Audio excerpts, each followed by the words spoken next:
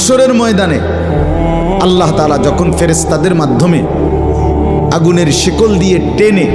জাহান্নামকে হাসরের মাঠে এনে দাঁড় করাবে, মনে করেন এখানে আইনা রাখবে, আমরা সবাই তাকাবো, এরকম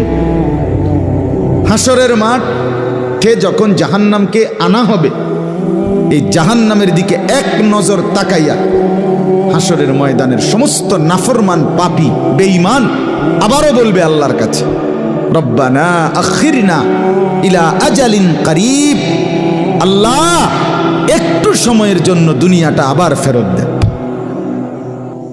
হায়াত আবার ফেরত, সময়গুলো আরেকবার দেন, আরেকটু সময় দেন, নজিব দাওয়াতাক, আপনার সব কথা তখন মেনে নেব, ওয়ানাত্তাবিউর রুসুল, আপনার রসুলদের আনুগত্য করব। আল্লাহ বলবেন না, না বান্দা, এখান থেকে কাউকে আর ফেরত দেওয়া